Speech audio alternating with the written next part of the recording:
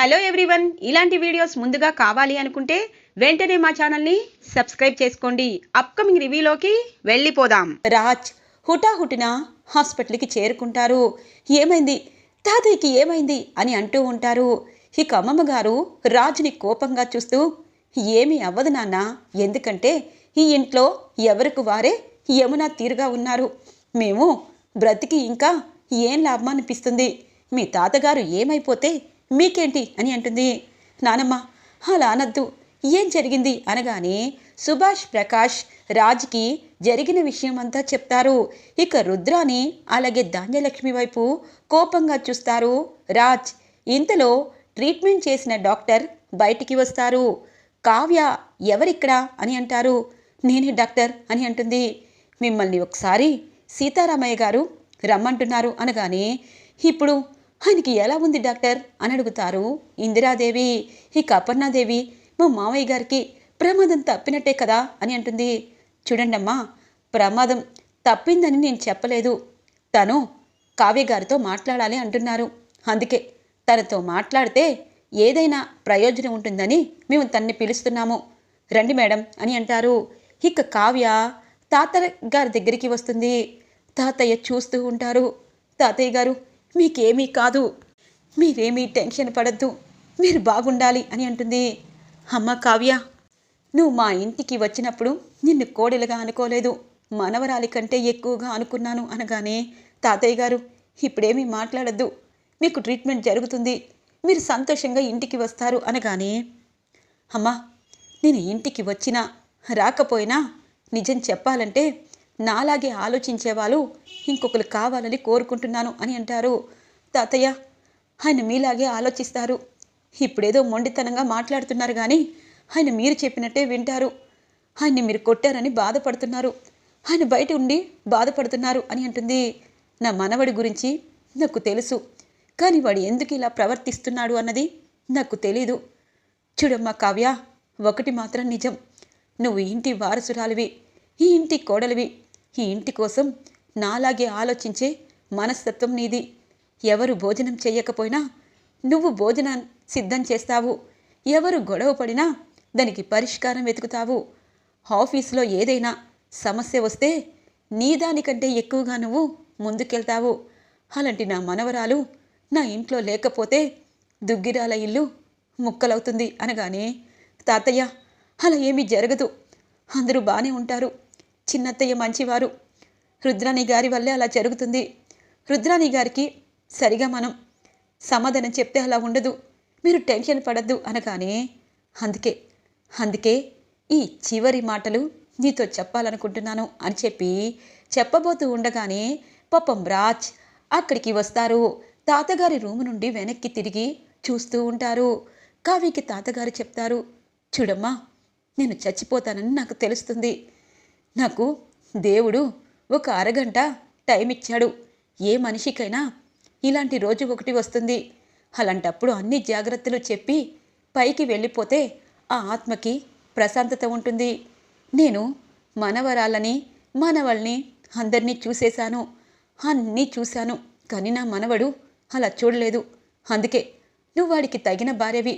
నిన్ను అర్థం చేసుకోకపోయినా వాడిని అర్థం చేసుకో. ఈ ఇల్లు ఎప్పుడూ ముక్కలయ్యేటట్టు చెయ్యొద్దు. వాడు ఒకవేళ నీ పట్ల ఎంతటి ఘోరాన్నైనా చేస్తే వాటిని నువ్వు ఎదిరించు, అంతేగాని దుగ్గిరాల ఇంటి నుండి వెళ్ళొద్దు. అలాగే రాజుని మార్చి మన సంస్థని పైకి నిలబెట్టి మన ఇంటిని ఒక్కదాటిపై తీసుకొస్తానని నాకు మాటివ్వు. అప్పుడే నేను సంతోషంగా ఈ ప్రాణాలు వదిలి వెళ్ళిపోతాను అనగానే, తాతయ్య వద్దు, అలా అనద్దు అని అంటుంది. చూడమ్మా, మనిషి ఎందుకు పుట్టారు, ఎందుకు చనిపోయారని తెలుసుకునే లోపే చచ్చిపోతారు. అందుకే నా చావు సంతోషంగా ఉండాలి అంటే నేను చెప్పిన మాటలన్నీ నువ్వు పాటిస్తావని నాకు తెలుసు. అందుకే నాకు ఒట్టెయ్యి అని చెప్పి తాతగారు కావ్యతో ఒట్టు వేయించుకోవాలని అడుగుతూ ఉంటారు. ఇక కావ్య ఏడుస్తూ ఉంటుంది. తాతయ్య, మీరు లేని ఇల్లు కాదు, మీరు బ్రతకాలి అని అంటుంది. ఇక తాతయ్య అడుగుతారు ప్రేమగా ఒట్టు కోసం. కావ్య తన చేతిలో చెయ్యి వేస్తుంది. రాజ్ ఇదంతా చూస్తూ ఉంటారు. ఇక రూమ్ బయట నుండి ఇక తాతగారు మాట తీసుకున్నాక సంతోషంగా కన్నుమూస్తారు. దుగ్గిరాల ఇంట్లో సీతారామయ్య గారి మరణం సంభవించింది. సీతారామయ్య గారు అన్ని జాగ్రత్తలు, వీడ్కోలు, బాగుగోగులు అన్నీ కావికి చెప్పి మాట తీసుకొని కన్ను మూస్తారు. ఇది నిజం. సీతారామయ్య గారు ఇక నుండి దుగ్గిరాల ఇంట్లో ఫోటోలో తప్పించి మనిషిగా కనిపించబోరు. చిట్టిని వదిలి శాశ్వతంగా దూరంగా ఆకాశం వైపు పరుగులు పెడుతూ ఉంటారు సీతారామయ్య గారు. ఒక్కసారిగా కావ్య సీతారామయ్య గారి పడి ఏడుస్తూ ఉంటుంది. డాక్టర్ వస్తారు, పల్స్ చూస్తారు. ఇక బయటికి వచ్చి సీతారామయ్య గారు చనిపోయారు అని చెప్తారు. ఒక్కసారిగా దుగ్గిరాల ఫ్యామిలీ అంతా శోక సంద్రంలో మునిగిపోతారు. అందరూ సీతారామయ్య గారి చుట్టూ పడి పడి ఏడుస్తూ ఉంటారు. ఏ మనిషికైనా చావులో ఖచ్చితంగా తన వాళ్ళు తనపై బోరున ఏడిస్తేనే స్వర్గానికి వెళ్తారన్నమాట. అలాగే మనవలు, మనవరాలు, భార్య, పిల్లలు అందరూ కలిసి తన శవంపై పడి ఏడ్చడమే ఆ మనిషి యొక్క గొప్పతనం. అప్పుడే తన ఆత్మ సంతృప్తి పడి పైలోకానికి వెళ్ళిపోతుంది. ఇదే మనిషి పుట్టినప్పటి నుండి చనిపోయేదాకా ఉన్న జర్నీ. ఇలా మనకు పేర్లు వేస్తూ ఇక దుగ్గిరాల ఇంటి నుండి ఇక సీతారామయ్య గారి అంతిమ సంస్కారం జరిగిపోతుంది. ఎవరికి వారు ఏడుస్తూనే ఉంటారు. అప్పు, కళ్యాణ్, కనకం, కృష్ణమూర్తి ఇలా అందరూ చాలా అంటే చాలా బాధపడుతూ ఉంటారు. తాతగారి జ్ఞాపకాలని గుర్తు చేసుకుంటారు. అమ్మమ్మ గారికైతే ఇక తాతగారే తన లోకం అన్న అమ్మమ్మగారు మనిషిగా కాకుండా శూన్యం వైపు చూస్తూ ఉంటారు. ఇక సీతారామయ్య గారి అంతిమ యాత్ర జరిగాక సీతారామయ్య గారికి సంస్కరణ సభ జరుగుతూ ఉంటుంది. పెద్ద పెద్దవారు వచ్చి సీతారామయ్య గారిని పొగుడుతూ ఇక సీతారామయ్య గారి కథ ఇక్కడితో ముగియడంతో సీతారామయ్య గారి సంస్కరణ సభ కూడా ముగింపు దశకొస్తుంది. ఇక ఎప్పటిలాగే మామూలు రోజులు దుగ్గిరాల ఇంట ఉండబోతున్నాయి.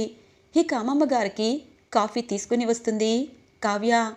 అమ్మమ్మ, తాతగారు మనందరికీ ధైర్యం చెప్పి అలాగే ఇంటి కోసం అన్ని ఏర్పాట్లు చేసి వెళ్ళిపోయారు. ఇక తాతగారి గురించి ఆలోచించద్దు. మనమే తాతగారి మాటల్ని గుర్తు చేసుకుంటూ ఆయన అడుగుజాడల్లో నడవాలి. అమ్మమ్మగారు, మీరు ఇంతకుముందు అమ్మమ్మలా ఉండాలి, సంతోషంగా ఉండాలి. తాతగారు మనతోనే ఉన్నారు, మన పక్కనే ఉన్నారు, మనల్ని నడిపిస్తున్నారు అని అంటుంది కావ్య.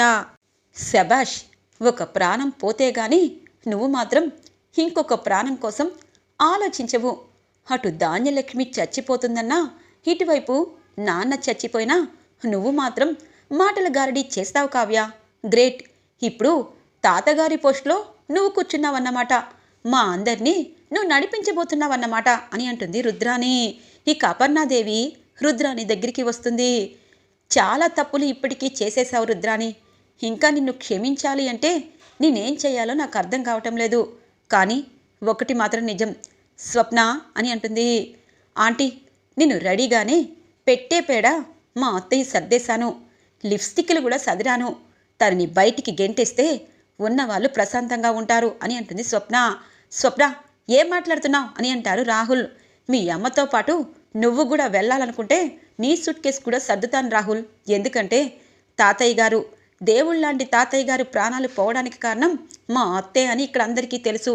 ఇంకా తన్ని అవమానపరిచే కంటే ఇంటి నుండి బయటికి గెంటేయడమే మంచిది అని అంటుంది స్వప్న. ఇక అపర్ణాదేవి రుద్రాని చేతిని పట్టుకుంటుంది. మమ్మీ అని అంటారు రాజ్. ఏమైంది అనగానే, మమ్మీ, వెళ్ళవలసింది అత్త కాదు, ఈ కళావతి అని అంటారు. రాజ్, నీకేమైనా పిచ్చి పట్టిందా? మామయ్య గారు కావ్య కోసం తన ప్రాణాలని పణంగా పెట్టి ఇంటికి తీసుకొచ్చారు అనగానే, అందుకే మమ్మీ, అందుకే ఈవిడ ఎంతకైనా తెగిస్తుంది. తాతగారి ప్లేస్లో కూర్చోవడానికి ఎమోషనల్గా బ్లాక్మెయిల్ చేసి నీకు హాస్ట్రోక్ వచ్చేలా చేసి తను బయటికి వెళ్ళి ఇప్పుడు తాతయ్య చావుకి కారణమైన ఈ కళావతిని ఇంటి నుండి నేను గెంటేస్తున్నాను. అమ్మమ్మ తాతయ్య కోసమే నేను ఆలోచించాను. ఇప్పుడు తాతయ్యే లేకపోతే ఈవిడిగారు నాకెందుకు, మర్యాదగా బయటికి పో అని చెప్పి కావ్య చెయ్యి పట్టుకుని బలంగా బయటికి గెంటేస్తారు రాజ్. ఇక కావ్య ఏడుస్తూ పైకి లేస్తుంది. తన చేతికి అంటుకున్న దుమ్ముని దులుపుకుంటుంది. తలుపుని ఒక్క తోపు తోస్తుంది. రాజ్ ముందుకు పడబోతూ ఉంటే పట్టుకుంటుంది. చూడండి, మీరెవరు నన్ను గెంటేయడానికి? పచ్చని పందిట్లో నా మెడలో 3 ముళ్ళు వేశారు. ఈ ఇంటి కోడల్ని నేను. మీరు ఆడింది ఆట, పాడింది పాట చెల్లించడానికి నేను మీలా ఎప్పటికప్పుడే మార్పులేను. ఇది నా ఇల్లు. ఈ ఇంట్లో బోల్డ్ అన్ని సమస్యలు ఉన్నాయి. ఆ సమస్యలన్నీ నేను పరిష్కరిస్తాను అనగానే అందుకే పేనికి పెత్తనమిస్తే జుట్టంతా అనగానే రాజ్ అని అంటారు సుభాష్. డాడీ, కళావతి ఇంట్లో ఉండకూడదు అనగానే అలా అయితే మీరు బయటికి వెళ్ళండి అని అంటుంది కావ్య. నీకెంత ధైర్యం అనగానే ఎస్, నాకు ధైర్యమే. నేనే తప్పు చేయలేదు. పెళ్ళైనప్పటి నుండి ఇప్పటిదాకా ఈ ఇంటి కోసమే పోరాడాను. ఈ ఇంటి పరువు ప్రతిష్ఠ కోసం పాకులాడాను. అత్తయ్య గారికి సమస్య వస్తే సాక్ష్యాలతో సహా నేను ఆ సమస్యని పరిష్కరించాను. అలాగే మీ బిజినెస్లో మీరు అవార్డు వేరే వాళ్ళకి వచ్చిందని నన్ను చీకొట్టినా ఇప్పుడు స్వరాజ్ గ్రూప్ ఆఫ్ ఇండస్ట్రీ ముందుకు వెళ్ళడానికి కూడా కారణమయ్యాను. ఆఖరికి మీరు నన్ను ఎంతగా అవమానించినా నా డిజైన్స్ దొంగతనం చేసి మీరు సీఈఓ అయినా ఎవరికీ చెప్పలేదు.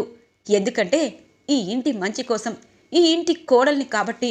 ఇంకొకసారి నన్ను బయటికి వెళ్ళమంటే మీరే బయటికి వెళ్ళండి అనగానే శభాష్ కోడలా, నా కొడుక్కి బాగా బుద్ధి చెప్పావు. చూడు రాజ్, ఇప్పుడు చెప్తున్నాను, నా కోడలు ఈ ఇంటి బంగారం, ఈ ఇంటి ఇలవేల్పు. తానే అందరినీ నడిపిస్తుంది. తానే ఈ కుటుంబాన్ని చక్కదిద్దుతుంది. మామయ్య గారు చనిపోయే ముందు కూడా కావికి అదే మాట చెప్పుంటారు. అందుకే నువ్వు ఎంత అవమానించినా తను ఇంటి నుండి వెళ్ళటం లేదు అనగానే అంటే నీ కొడుకు వెళ్ళిపోయినా పర్వాలేదా వదినా అనగానే నా కొడుకు ఎందుకు వెళ్తాడు? కావాలంటే నువ్వు నీ కొడుకు వెళ్ళిపోండి. స్వప్న జీవితాంతం తనకి బిడ్డో పాపో పుడితే ప్రశాంతంగా ఇంటి వారసులవుతారు అనగానే అత్త ఎందుకు వెళ్ళాలమ్మా అని అంటారు. అవును, ఈరోజు నాన్నగారు చనిపోయారు కదా, ఇచ్చిన మాటను కూడా పక్కన పెట్టేసి నన్ను బయటికి గెంటేస్తున్నారు. నేను కోర్టుకి వెళ్తాను అనగానే వెళ్ళండి, మీ దిక్కున్న చోటకి వెళ్ళండి. లేకపోతే ఈ ఇంట్లో నోరు మూసుకొని ఉండండి. మంచి చెప్పాలి అంటే చెప్పండి. అంతేగాని మంచి వాళ్ళని రెచ్చగొట్టి ఇంటిలో తగువులు సృష్టించి ఒక ప్రాణాన్ని బలి తీసుకున్న మీకు ఇకపై మర్యాదగా ఉండదు. మీ హద్దుల్లో మీరు ఉంటే పర్వాలేదు. మీరొక అనాథని ప్రతిసారి అందరి ముందు అనిపించుకోవడం మీకు సరదాగా ఉన్నా అన్నందుకు మాకు సరదాగా లేదు. చూడండి రుద్రాణి గారు, ఇంకొకసారి దుగ్గిరాల ఇంటి వారితో మీరు ఏదైనా మాట్లాడి వాళ్ళలో వాళ్ళకి గొడవలు పెట్టి సృష్టించి ఆనందం పొందాలి, ఆస్తి కోసం ఎంతైనా దిగజారుతాను అంటే ఇక ఊరుకునేదే లేదు. ముందు మీ గురించి ఆలోచిస్తాను అని చెప్పి అమ్మమ్మగారు ఆయన అలాగే మాట్లాడతారు. ఆయన నన్ను ఇంటి నుండి గెంటేస్తారు, అంతేగాని ఈ ఇంటి నుండి నేను మాత్రం వెళ్ళను అని చెప్పి ఇక అమ్మమ్మగారిని జాగ్రత్తగా తీసుకొని ఇక తన రూమ్లో పడుకోబెట్టి వెళ్తుంది కావ్య. ఇది ఇలా ఉండగా సుభాష్ బెడ్రూమ్లోకి వచ్చి సీతారామయ్య గారిని గుర్తు చేసుకుంటూ బాధపడుతూ ఉంటారు. అపర్ణాదేవి సుభాష్ని ఓదారుస్తుంది. చూడండి, మామయ్య గారు మనకి అన్నీ ఇచ్చి మనందరినీ కలిసిమెలిసి ఉండాలని చెప్పి మరీ వెళ్ళారు. ఈ కుటుంబం కోసం మన వంతు సాయం కూడా చేయాలి. అలాగే కళ్యాణ్ అప్పుని ఇంటికి తీసుకురావాలి. అప్పుడే ధాన్యలక్ష్మి కూడా ప్రశాంతంగా ఉంటుంది అనగానే అందరూ చెప్పినా వినని కళ్యాణ్ ఇంటికి ఎలా వస్తారు అనగానే చెప్పే విధంగా చెప్పాలి. మనం ఇలా బాధపడుతూ ఉంటే మామయ్య గారి ఆత్మ కూడా ప్రశాంతంగా ఉండదు. అలాగే అత్తయ్య కూడా బాధపడతారు. అత్తయ్య గారిని మామయ్య గారు మరిపించేటట్టు తనకి అన్ని విధాలుగా పెద్ద కోడలు పెద్ద కొడుకుగా మనం చూసుకోవాలి. తన బాగోగులు మనం చూసుకోవాలి. మీరే బాధపడితే అత్తయ్య ఏమైపోతారు అని అంటారు అపర్ణాదేవి. అపర్ణ, నాన్నగారు ఎన్నో విలువలు, ఎంతో మంచితనం, స్వరాజ్ గ్రూప్ ఆఫ్ ఇండస్ట్రీ పెట్టి మాకు ఎన్నో చేసి వెళ్ళారు. కానీ తను వెళ్తున్నప్పుడు బాధతోనే వెళ్ళారు అనగానే అందుకే తన ఆత్మశాంతి కలగాలంటే మనందరం కలిసికట్టుగా ఉండాలి. అదే నేను చెప్పేది అని అంటారు అపర్ణాదేవి. ఇది ఇలా ఉండగా ప్రకాశం బాధపడుతూ ఉంటారు. ఇక ధాన్యలక్ష్మి అలా చూస్తూ ఉంటుంది. నీ వల్లే మా నాన్న చనిపోయాడు. ఎన్నో ఎన్నో రోజుల నుండి అందరూ అందరూ కలిసికట్టుగా ఉండాలని మాకు చెప్పేవాడు అనగానే, నేనేం చేశాను? నా కొడుకు గురించి ఆలోచించాను. మామయ్య గారు చనిపోతారని నేను అనుకున్నానా? నాకు గిల్టీగా ఉంది. కానీ నా కొడుకు ఎంత బాధపడుతున్నాడో మీకు తెలుసు కదా.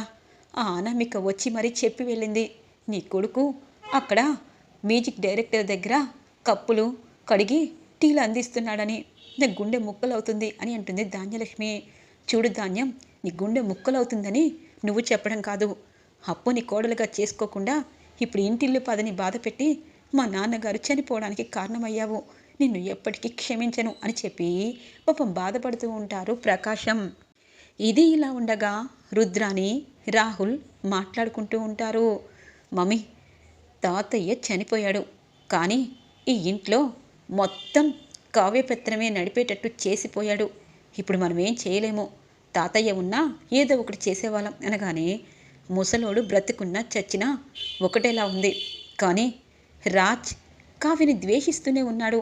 ఆ ద్వేషానికి మనం ఆద్యం పొయ్యాలి అనగానే, చూసావా మమ్మీ, ఆ కావ్య ఇంటి నుండి బయటికి గెంటేసినా లోపలికి వచ్చి మరి రాజ్కి వార్నింగ్ ఇస్తుంది అనగానే, ఇదే మనకి కావాల్సింది రాహుల్.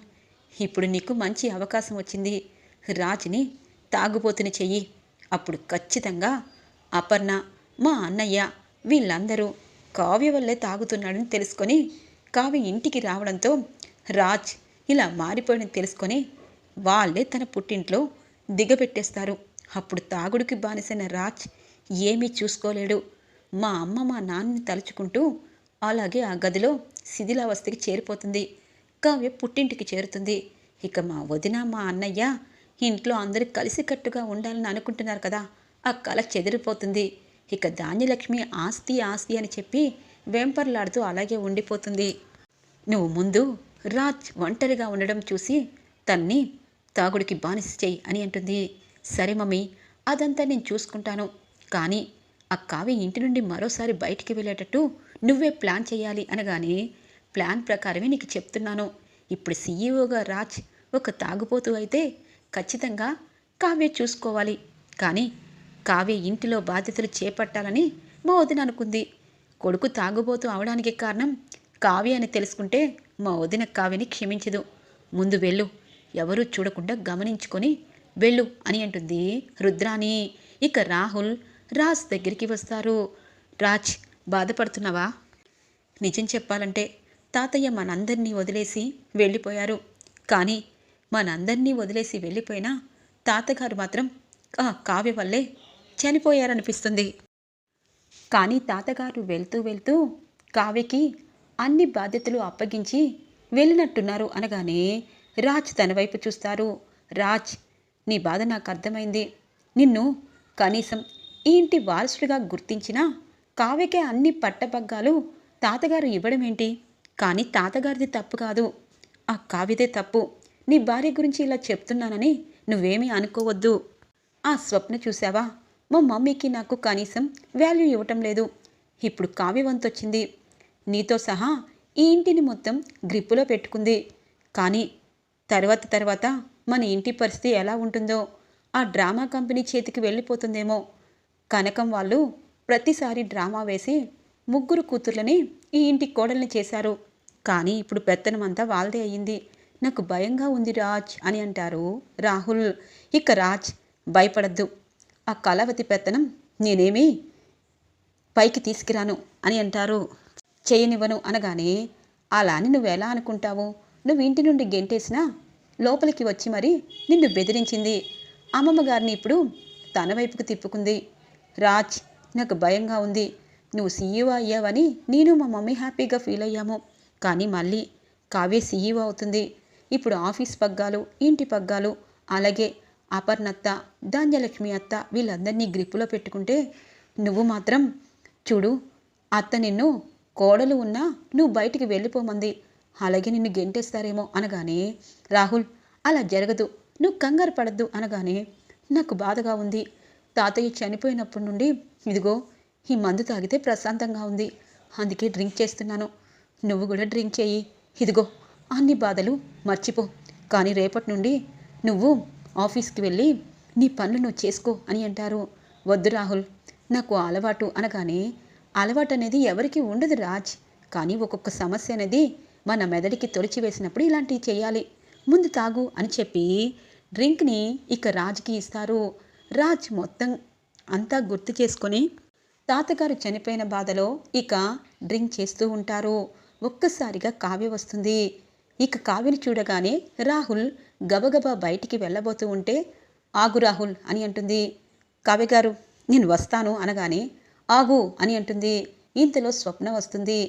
ఏంటి, రాహుల్ నాతో మాట్లాడాడు, తన్ని ఆగమంటున్నావేంటి, నువ్వు వెళ్ళి రాహుల్ అనగానే మీరేంటి డ్రింక్ చేస్తున్నారు, తాతగారు పోయారని బాధలోనా, లేకపోతే ఈ రాహుల్కున్న అలవాట్లు మీరు ఆ అలవాట్లని మీరు సొంతం చేసుకోవాలనా అని అంటుంది. కావ్య షటప్, నా గురించి నువ్వు ఎక్కువగా ఆలోచించద్దు, నీ పని నువ్వు చెయ్యి అని అంటారు. ఇక తాగుతున్న గ్లాసుని బయటికి విసిరి కొడుతుంది. కళావతి అనగానే చెయ్యి నాకు కూడా లెగుస్తుంది, ఎందుకంటే భర్త తప్పు చేస్తే మాటలు మాట్లాడినప్పుడు ఆడాలి, కొట్టేటప్పుడు కూడా కొట్టాలి. రాహుల్ ఇప్పుడు చెప్తున్నాను, నువ్వు మీ అమ్మ కలిసి ఈ ఇంటిని నాశనం చేయాలనుకుంటున్నారేమో. స్వప్న ఒకటి మాత్రం నిజం, నువ్వు ఇంట్లో ఉంటే ఉండు, లేకపోతే రుద్రాని రాహుల్తో సహా ఇంటి నుండి గెంటేస్తాను. నా భర్తకి ఏ అలవాటు లేకపోయినా అలవాట్లన్నీ చేసి వీళ్ళు ఏదో సాధిద్దామో అనుకుంటున్నారు, కానీ ఇంటి నుండి కనీసం చిన్న ప్లేస్ కూడా ఉండదని అర్థం కావటం లేదు అని చెప్పి అంటుంది. అవును, నేనెందుకు వెళ్తానే కావ్య, నేను ఈ ఇంట్లోనే ఉంటాను, కావాలంటే మా అత్తని మా రాహుల్ని గెంటేసే. అయినా రాజ్ నీకు బుద్ధి లేదా, రాహుల్ తాగుపోతూ తిరుగుపోతూ అందరికీ తెలుసు, నీకు కూడా అది అలవాటు చేస్తున్నాడు. తాతయ్య ఇంట్లో అందరూ కలిసిమెలిసి ఉండాలని చెప్తూ చెప్తూ చనిపోయారు, కానీ నువ్వు మందుకు బానిసయ్యావు అని చెప్పి అంటుంది స్వప్న. ఇంతలో అపర్ణాదేవి ప్రకాశం వస్తూ ఉంటారు. చూసారా, అత్తయ్యకు కూడా హార్ట్ స్ట్రోక్ అనేది 2 సార్లు వచ్చింది. ఇలాంటి మీ తాగుడు చూసారంటే ఇప్పుడే ఆవిడ గుండె ముక్కలవుతుంది. ఇప్పటికైనా ఇలాంటి వారు చెప్పింది వినకుండా బుద్ధిగా సీఈఓగా వర్క్ చేసుకోండి, అదే మీకు మంచిది. ఇప్పుడే చెప్తున్నాను, కళ్యాణ్ అప్పుని కూడా ఇంటికి నేనే తీసుకొస్తాను, అలాగే చిన్నత్తయ్య కూడా ప్రశాంతంగా ఉండేటట్టు చేస్తాను. మీరు ఆఫీస్ వర్క్ చేసుకోండి చాలు. ఇంట్లో చాలా సమస్యలు ఉన్నాయి, అమ్మమ్మ గారు ఎంతో బాధపడుతున్నారు, తాతగారు ఆత్మశాంతి కలగాలి. ఇలా తాగుతూ నా మీద కక్షతో ఇలా ఉండడం మీకు ఎంతవరకు కరెక్టో నాకు తెలీదు. ఈ విషయం మామయ్య గారు అత్తయ్య గారు తెలియకముందే అక్కడన్నీ క్లీన్ చేయండి అని చెప్పి డోర్ ముందుకు వేసి అత్తయ్య మామయ్య అనగానే ఏమైందమ్మా అని అంటారు. ఏమీ లేదు, మీ అబ్బాయికి తాతగారు గుర్తొచ్చారంట, అందుకే తాతయ్య మనతోనే ఉన్నారని చెప్పాను. రెండత్తయ్య అందరికీ భోజనం వడ్డిస్తాను అని చెప్పి రాజువైపు కోపంగా చూస్తూ అక్కడి నుండి సుభాష్ ప్రకాష్ని తీసుకొని వెళ్ళిపోతుంది కావ్య. ఈరోజు ఎపిసోడ్లో ఇంట్రెస్టింగ్గా ఎండ్ అవుతుంది ఫ్రెండ్స్. రాబోయే ఎపిసోడ్స్ కోసం మా ఛానల్ని సబ్స్క్రైబ్ చేసుకోండి. Thanks for watching friends.